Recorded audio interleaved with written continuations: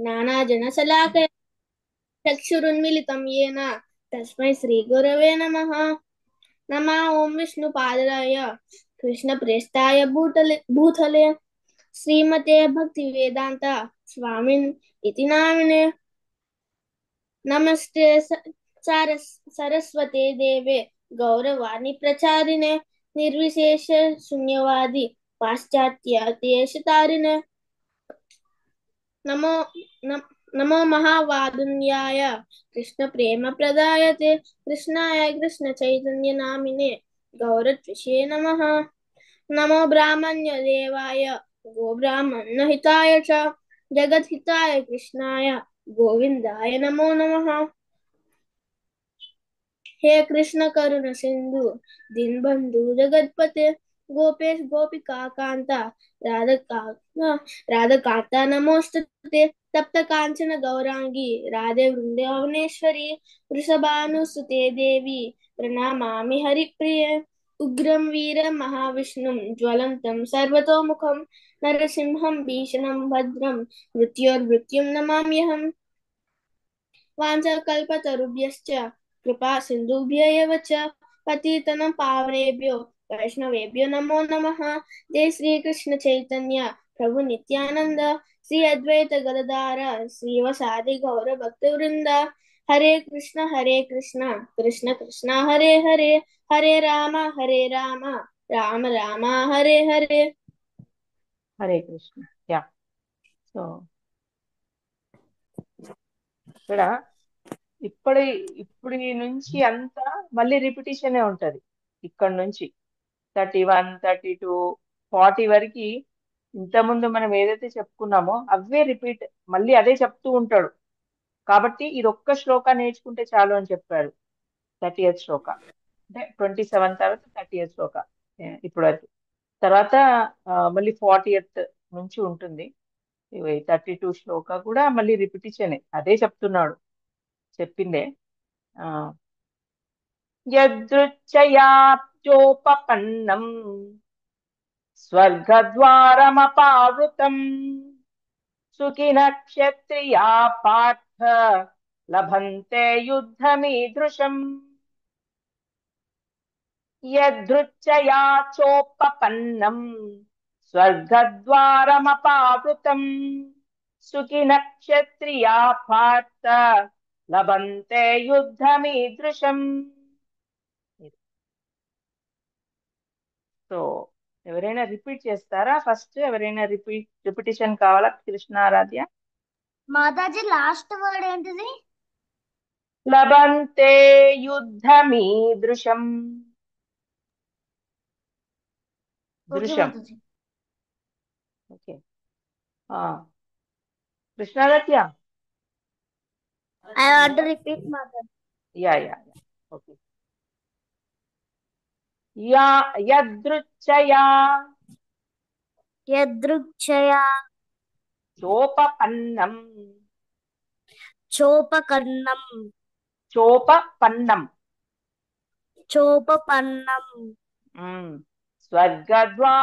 స్వర్గద్వారం అపావృతం సుఖినః క్షత్రియాః పార్థ లభంతే యుద్ధమీదృశం. మళ్ళీ ఒకసారి ఒక్కొక్క లైన్ చెప్తున్నాం. యదృచ్ఛయా చోపపన్నం యదృచ్ఛయా చోపపన్నం స్వర్గద్వారమపావృతం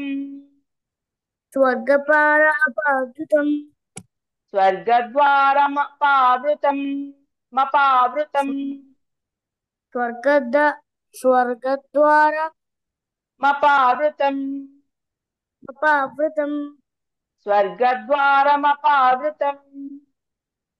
స్వర్గద్వారమపావృతం సుఖిన క్షత్రియా పార్థ సుఖిన క్షత్రియ పార్థ లభంతే యుద్ధమీదృశం. లభంతే యుద్ధమీదృశం. Yeah fine. శ్రేయాన్స్ చెప్తావా? వచ్చిందా ఏమన్నా? రిపీట్ చేస్తావా? Mataji current Mataji first line ఒకటే రాదు మాతాజీ. సరే, చెప్తాను, రిపీట్ చేయి. యదృచ్ఛయా చోపపన్నం యదృచ్ఛయా కోపపన్నం స్వర్గాద్వార చోపపన్నం యదృచ్ఛయా చోపపన్నం స్వర్గద్వారమపావృతం సుఖినః క్షత్రియాః పార్థ లభంతే యుద్ధమిదృశం. హరి ఆహ్లాద్. యదృచ్ఛా చోపపన్నం స్వర్గద్వారమపావృతం సుఖినః క్షత్రియాః పార్థ లభంతే యుద్ధం ఈదృశం. యుద్ధమీదృశం. యదృచ్ఛయ అంటే ఏంటి?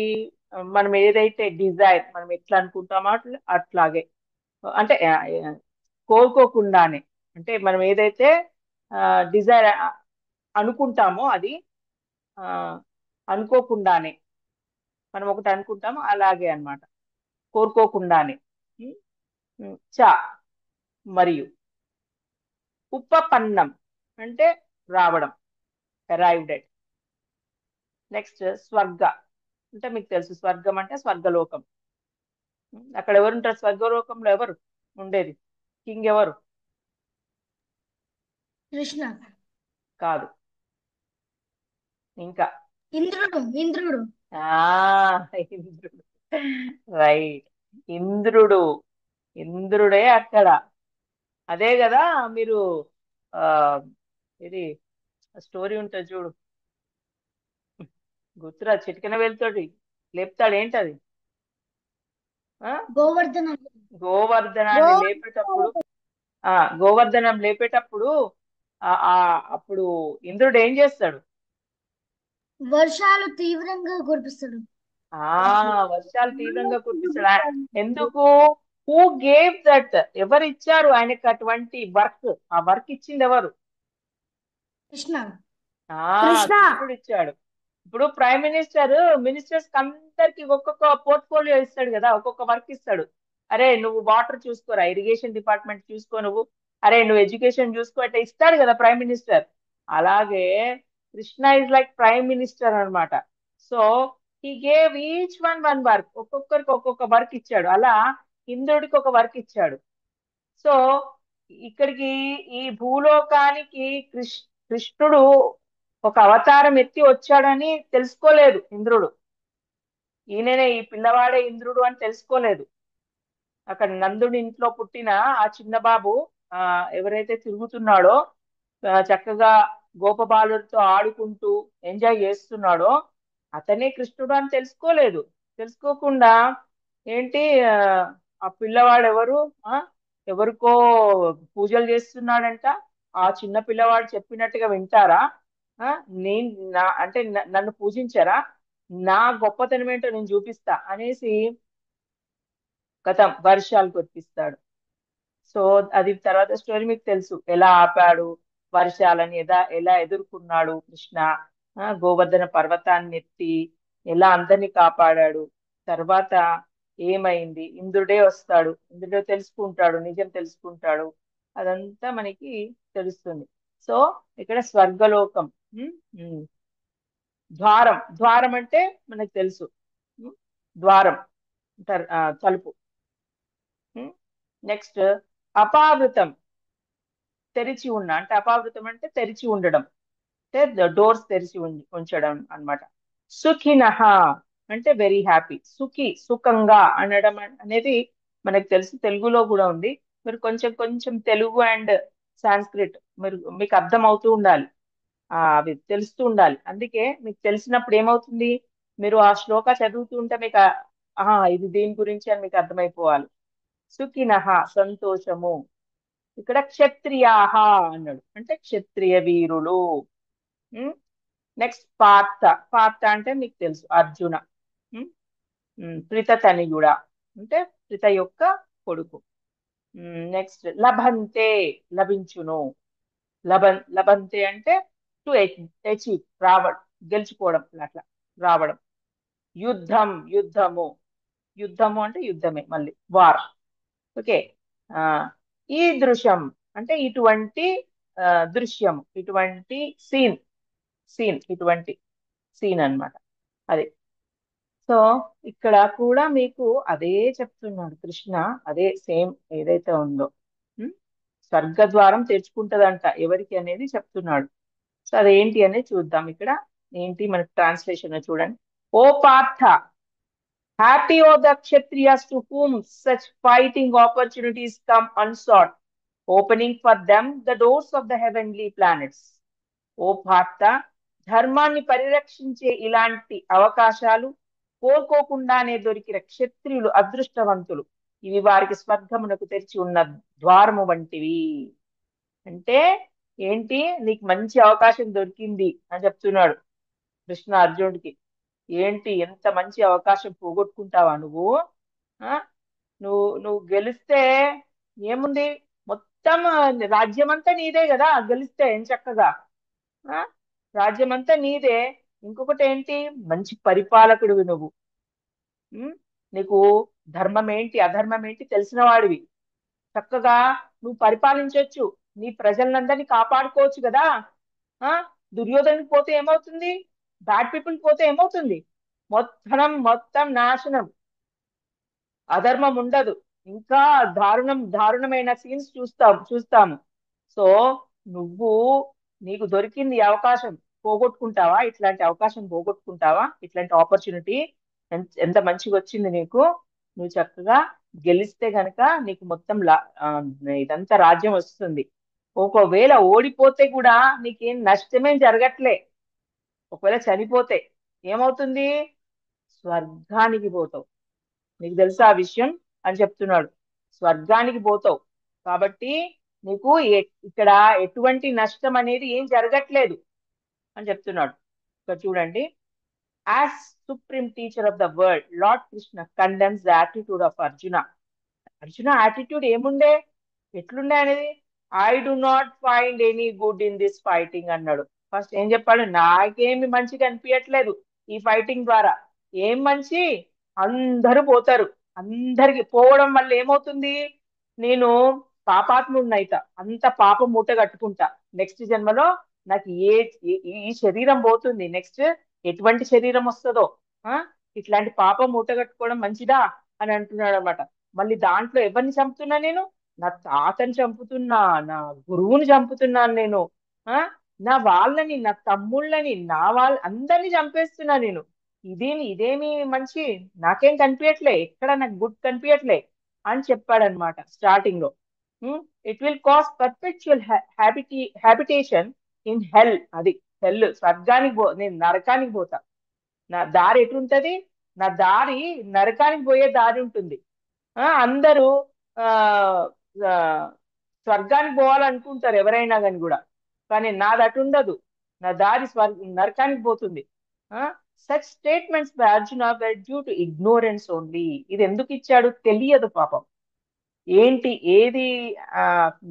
ఏది కరెక్ట్ అని తెలియక మాట్లాడిన మాటలు.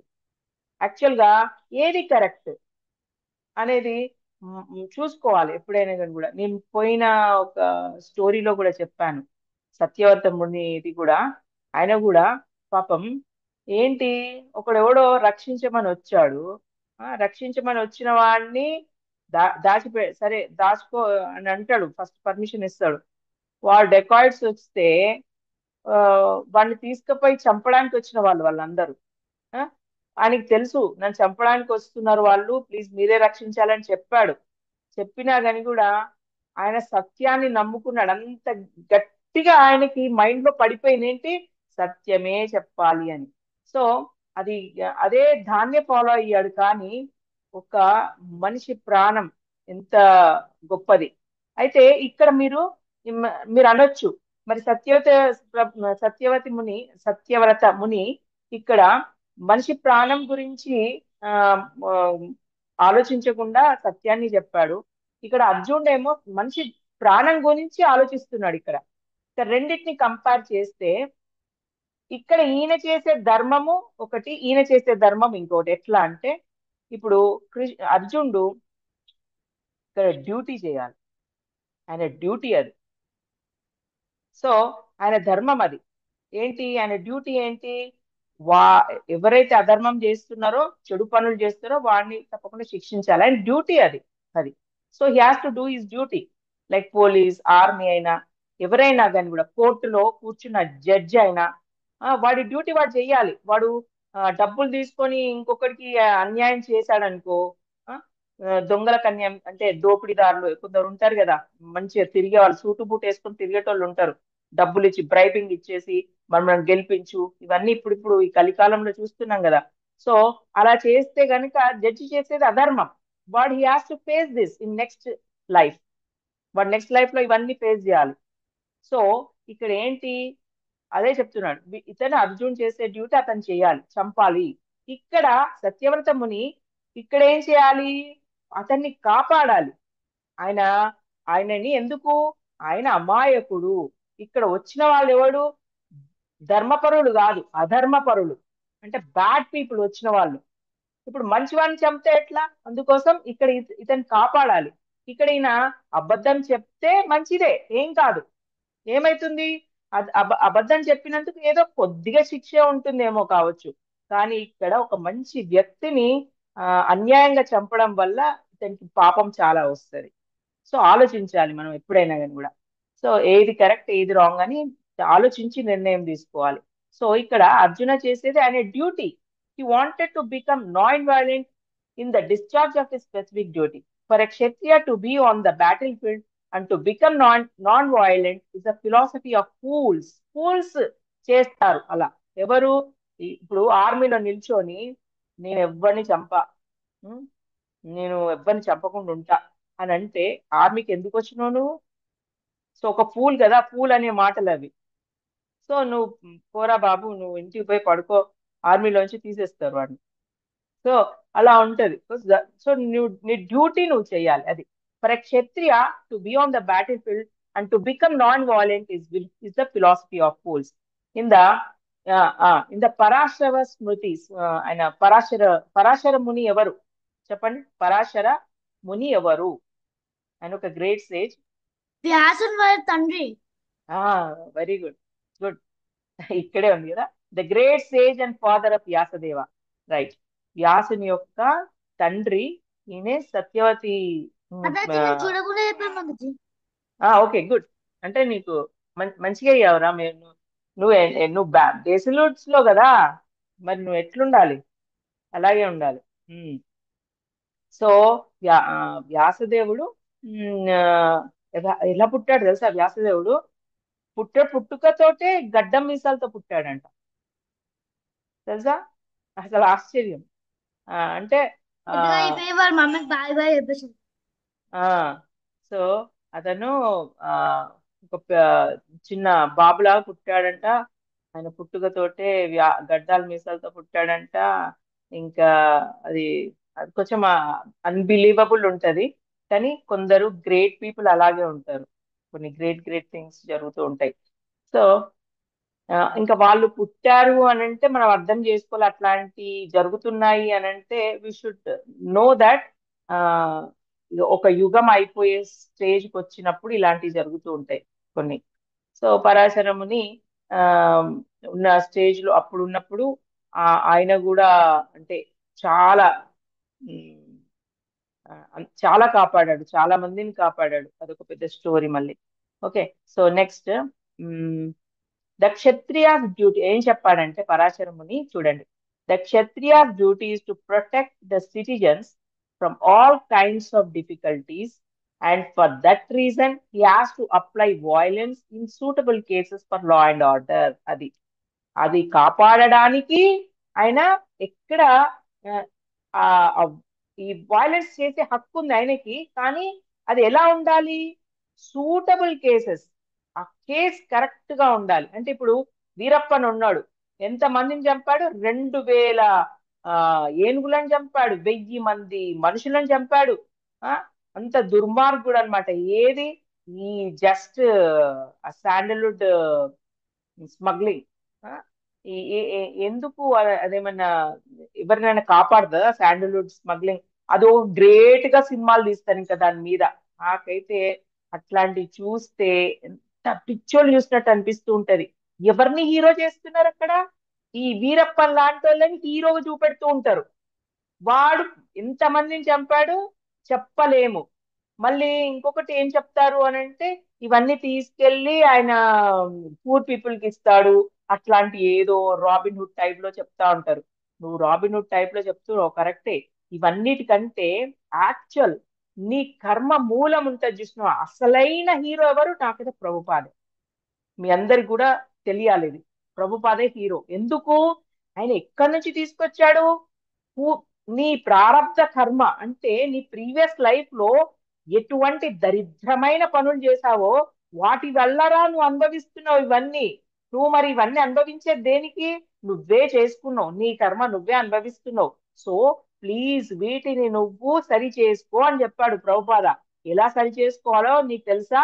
నీ కర్మ అంతా పోవాలంటే చాంట్ చేయరా.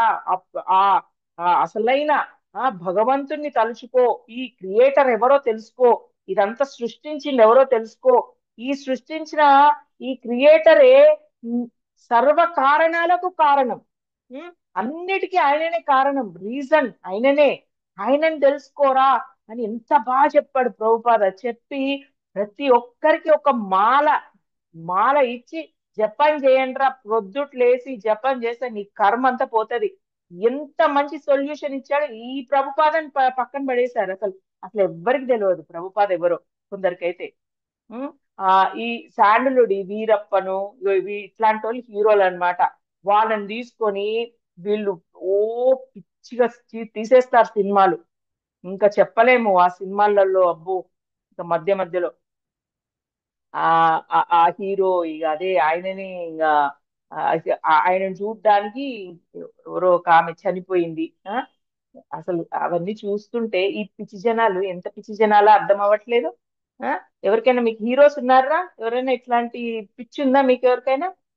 ఆ ఉందా మీకు ఇట్లాంటి ఈ హీరోస్? నాకు వాడంటే ఇష్టం, వీడంటే ఇష్టం ఉందా ఎవరికైనా అట్లాంటి పిచ్చి? లేదా? లేకపోతే ఓకే, మంచిదే. ఉంటే మాత్రం మీరు ఇంకా అయిపోయారు. మీ లైఫ్ వేస్ట్ అయిపోతుంది అట్లాంటి పిచ్చులు ఉంటే. సో అలాంటి పిచ్చులు ఏం పెట్టుకోకండి, ఉంటే తీసేయండి అలాంటి పిచ్చులు. అవి మీ మీ లైఫ్ పాడు చేసేస్తాయి. ఆ ఇంకొకటి, మీ స్కూల్లో ఈ డిస్కషన్ వస్తూ ఉంటది కదా. ఎంతమంది చెప్పండి, నాకు తెలుసు కదా డిస్కషన్ వస్తుంది కదా ఆహ్లాద్. స్కూల్లో డిస్కషన్ రావట్లేదు, మాట్లాడుకోరు. ఎస్ చెప్పండి. మాతాజీ. ఎవరు ఆ నీ ఫేవరెట్ హీరో? ఆ నాకు తెలుసు. ఎందుకంటే ఉమ్, ఆ అది కామన్ ఏజ్. మీది తప్పు కాదు, ఏజ్ తప్పు. ఆ ఏజ్ లో ప్రతి ఒక్కడికి ఒక పిచ్చి ఉంటుంది. ఆ ఆ ఆ సినిమా చూసావారా, ఈ సినిమా చూసావారా, ఆ సినిమాలో వాడు ఎలా చేసాడో చూసావా, వాడు ఎలాంటి డ్రెస్సులు వేసుకుని ఉన్నాడో చూసావా, ఆ ఈ ఆడపిల్లలేమో ఆ డ్రెస్ చూసావా, ఆ డ్రెస్ బాగుంది కదా, అలాంటి డ్రెస్ కొనుక్కుంటా నేను, ఇట్లాంటివన్నీ వస్తూ ఉంటాయి. అది కామన్. కాకపోతే ఏంటి అని అంటే, ఒకటి, మీరు ఏది చేసినా కర్మ గాడ్ కి రిలేట్ కొంచెం టచ్ అయ్యి ఉండాలి. అదే చెప్తాడు ప్రభుపాద. కర్మ సిద్ధాంతం అంటే నువ్వు పని చెయ్యొద్దు అనట్లేదు. Do your job, do your work. You have to do your work. నువ్వు నీ పని చెయ్యాలి. కానీ ఏ పని అయినా ఆ భగవంతుని టచ్ ఉండాలి దాంట్లో. ఫర్ ఎగ్జాంపుల్, నువ్వు సెల్ ఫోన్ ఉంది. సెల్ ఫోన్ తీసుకున్నప్పుడు పైన ఫోటో హీరోలు హీరోయిన్ల ఫోటోలు పెట్టుకోవద్దు. స్క్రీన్ మీద ఎవరు ఉండాలి మనకి? ప్రభుపాద అయినా లేకపోతే కృష్ణవైనా చూడగానే అలాంటి ప్లెజెంట్ గా ఉంటాయి. అలాంటివి చూడాలి. చూడగానే అట్లీస్ట్ మీకు కొంచెం సేపు అటు వెళ్ళిపోతుంది కదా, కృష్ణ హరే కృష్ణ అని చెప్పడము, లేకపోతే హరే కృష్ణ హరే కృష్ణ మంత్రం ఒకసారి చెప్పడము, ఇలా టచ్ ఉండాలి అన్ని ప్రతిదీ, ప్రతి దగ్గర అక్కడ. ఇప్పుడు చూడండి, కృష్ణ ఆరాధ్య పేరు చూడండి ఎంత బాగుందో. సో అది ఏంటి, ఆ, మామూలు వాళ్ళు పెట్టారు నన్ను అడిగితే. ఆ, ఏదో కొద్దో గొప్ప వాళ్ళకి కొంచెం కృష్ణుని మీద ప్రేమ ఉంటే అలాంటి ఆ, పేరు ఉంటుంది. సో ఏంటి, పిలిచినప్పుడల్లా ఓకే కృష్ణ గుర్తొస్తూ ఉంటాడు. అది చాలా మంచిది. ఉమ్, ఆ, ఇంకొకటి ఏంటి, మీకు స్టోరీ తెలుసు కదా, ఒక అజామిల స్టోరీ తెలుసా? ఎస్ అజామిల, మాతాజీ. ఆ అజామిలుడిది అదే కదా. లాస్ట్ లో నారాయణ నారాయణ అంటాడు, వాళ్ళ చిన్న కొడుకుని పిలుస్తూ ఉంటాడు, నారాయణ ఎస్ నారాయణ మాతాజీ. అంటాడు. ఆ నారాయణ నారాయణ. పిలవంగానే విష్ణుదూతలు వెంటనే వస్తారు ఆ అక్కడికి. విష్ణుదూతలు వచ్చేస్తారు. ఎందుకు? పాపం ఆయన ఆల్రెడీ ప్రీవియస్ లైఫ్ లో ఆయనకు ఆయన భక్తుడే కాబట్టి బ్రాహ్మణ్ గా పుట్టాడు, బ్రాహ్మణ్ కులంలో పుట్టాడు. మన కులం తోటి కూడా ఉంటుంది. అలా అని నేను ఏదో డిగ్రేడ్ చేయట్లే వేరే వేరే కులాలని. ఏమవుతుంది, ఆ, కొంతమంది లో కులమైనా కనుక ఇందులో చేంజ్ అయిపోతారు. ఇప్పుడు మన హరే కృష్ణ మూవ్మెంట్ లో ఎంత మంది ఉన్నారో, ముస్లిమ్స్ ఉన్నారు, క్రిస్టియన్స్ ఉన్నారు, వేరే మతస్థులు, వేరే వేరే జాతులు, వేరే వేరే కులాలు, అందరూ. అది చాలా, ఇటు మల్లారు అని అంటే వాడి కులం మారిపోయింది, ఇటు మళ్ళాడు, ఇటు దిక్కు వాడి అయి ఇటు ఆ పడిపోయింది అని అంటే వాడిది మొత్తం మారిపోయింది అసలు. సో వాడి ఇదే మొత్తం చేంజ్ అయిపోయింది, బ్రాహ్మణ్ అయిపోతాడు వాడు టోటల్ గా. ఆనియన్ గార్లిక్ మానేస్తాడు, చక్కగా తిలకం పెట్టేస్తాడు, ప్రొద్దుట 3ంటికి లేస్తాడు, చక్కగా జపం చేసుకుంటాడు. ఇవన్నీ ఆ, అసలు ఇవాళ రేపు బ్రాహ్మణ్ కులంలో పుట్టినోడి కంటే వీడే గొప్పగా ఉంటాడు. సో ఇదంతా మన ప్రభుపాద్ మనకి నేర్పించిన సంస్కారం. మనందరినీ తీర్చిదిద్దాడు. సో క్షత్రియ డ్యూటీ అది. సో ఇది అప్లై చేయాలి. వాయిలెన్స్ ఎక్కడ సూటబుల్ కేసెస్ లో వాయిలెన్స్ తప్పకుండా చెయ్యాలి, ఫర్ లా అండ్ ఆర్డర్ కోసం. Therefore, he has to conquer the soldiers of inimical kings, and thus, with religious principle, he should rule over the world. అది దేశాన్ని పరిపాలించేవాడు అలా ఉండాలి అని. ఓకే, ఇక్కడికి మనకి టైం కూడా అయిపోయింది. Considering all aspect, Arjun had no reason to refrain from fighting. అంటే ఫైటింగ్ నుంచి తప్పుకోవడం అనేది ఫూలిష్ అది. If he should conquer his enemies, he would enjoy the kingdom, and if he should die in the battle, he would be elevated to the, నేను చెప్పింది అది. మంచిగా గెలిస్తేనేమో Kingdom వస్తుంది, లేదంటే హయ్యర్ ప్లానెట్స్ కి వెళ్ళిపోతాడు, heavenly planets. Whose doors were wide open, doors open ఉంటాయంటే ఇట్లాంటి వాళ్ళ కోసం, ఎవరైతే యుద్ధంలో పోరాడి చనిపోతారో. Fighting would be for his benefit in either case అది. ఓకే నాన్న. వాంఛాకల్ప చెప్పండి. వాంఛాకల్పతరుభ్యశ్చ వాంఛాకల్పతరుభ్యశ్చ కృపా కృపా సింధుభ్య ఏవ చ పతితానాం పతితనం పావనేభ్యో పావనేభ్యో వైష్ణవేభ్యో నమో వైష్ణవేభ్యో నమః. నమో నమః. హరే కృష్ణ గ్రంథరాజ్ శ్రీమద్ హరే భగవద్గీతకి జై. జై శ్రీల ప్రభుపాదికి జై. జై అనంత కోటి వైష్ణవ భక్త బృందికి జై. జై. హరే హరే కృష్ణ కృష్ణ హరే హరే కృష్ణ కృష్ణ కృష్ణ కృష్ణ కృష్ణ హరే కృష్ణ హరే, హరే హరే హరే రామ రామ హరే హరే రామ రామ రామ రామ రామ రామ హరే హరే హరే. హరే. హరే కృష్ణ హరే మాతాజీ. కృష్ణ నాన్న.